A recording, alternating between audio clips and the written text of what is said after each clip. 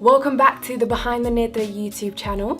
Now today we're going to be talking about two pretty serious topics that are very close to my heart. We're going to be talking about victim blaming and consent.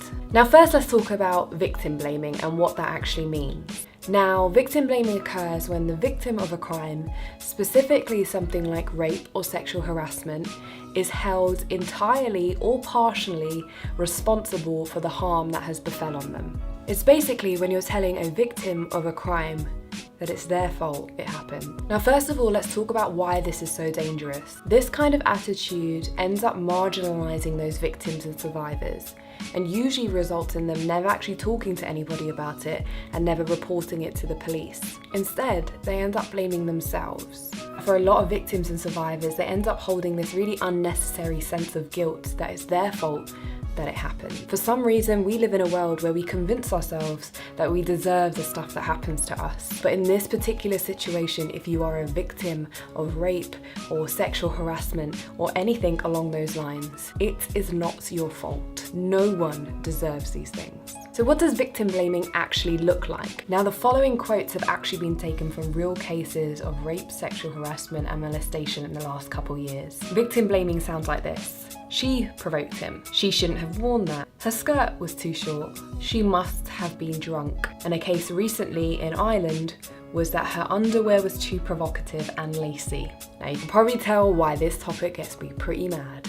Now, victim blaming goes hand in hand with another topic, which is consent. By definition, consent means that a person has the ability to agree or disagree to having sexual contact with another person. You'd think that sounds pretty simple, right? But for some people, sadly, it doesn't.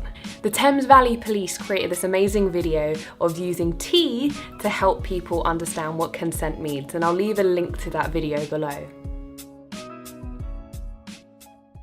You say, "Hey, would you like a cup of tea?" And they go, "Oh my God, I would love a cup of tea, thank you." Then you know they want a cup of tea. If you say, "Hey, would you like a cup of tea?" And they're like, I'm not really sure.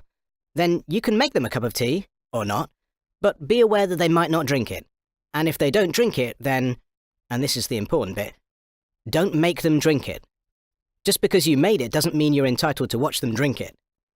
And if they say, "No thank you," then don't make them tea. At all. Just don't make them tea. Don't make them drink tea, don't get annoyed at them for not wanting tea. They just don't want tea, okay? And if they're unconscious, don't make them tea. Unconscious people don't want tea, and they can't answer the question, "Do you want tea?" because they're unconscious. If someone said yes to tea around your house last Saturday, that doesn't mean they want you to make them tea all the time. They don't want you to come around to their place unexpectedly and make them tea and force them to drink it, going, "But you wanted tea last week," or to wake up to find you pouring tea down their throat going, "But you wanted tea last night." If you can understand how completely ludicrous it is to force people to have tea when they don't want tea, and you are able to understand when people don't want tea, then how hard is it to understand when it comes to sex? Whether it's tea or sex, consent is everything. And on that note, I'm going to make myself a cup of tea. The reason why I wanted to talk about these two topics together of victim blaming and consent is to really focus on the idea that it should never matter what a woman is wearing. Unless they have given consent to that sexual activity, it is not okay. Now this whole issue goes back to this idea of a long-standing institution of patriarchy controlling women's bodies. Also, before I forget, huge shout out to Good Girl Gang for this awesome t-shirt that says, "Smile for the destruction of patriarchy." But it seems like women are continuously stuck in this ridiculous equilibrium that if they're wearing too little, they're a slut. If they're wearing too much, they're a prude.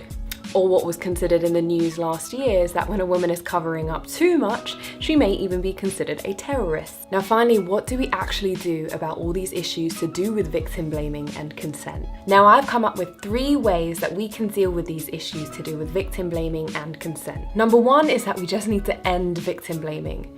We need to call it out when we hear it, we need to challenge it when we hear it, and we need to show victims and survivors that we are there for them and that we support them, and it's not their fault. If we can continue to do that and we challenge victim blamers, then we can actually bring those abusers to account. Number 2, no means no and yes means yes. As simple as that sounds, let's try and listen to those words.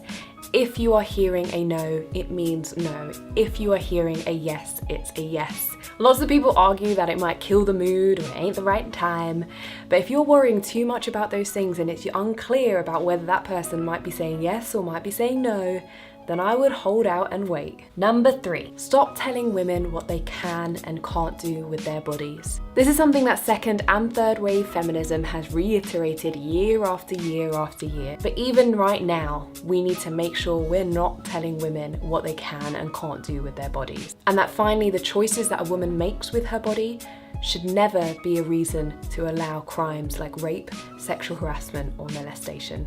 Make sure you tune in next week. Stay safe, stay blessed, and here is my poem, Unveiled. Some say that their modesty is a shield against the eye of the unclean, so tell me, why does it hurt you if they're protecting the unseen? You taunt and body shame those that apparently wear too little, and now you're telling women that they should be wearing something in the middle. Patriarchy and the state control every aspect of a woman's being. Now you're telling her what to wear and what we should and shouldn't be seeing. Too many clothes equal terrorist and too little equals whore. I'm seeing articles that make me feel like I'm reading a copy of 1984. You feel her veil is a sign of danger and you're afraid of the unknown, but I feel everything is transparent and it's how racial profiling has grown. No matter what a woman wears, the outcome always seems to be her fault. Her skirt was too short is now our thoughts by default. And now I'm ever more confused because you also hate women for covering up. And don't excuse my French here because this is pretty damn fucked up. This is pure misogyny without hesitation. This is cultural imperialism and all its damnation. This is clear humiliation.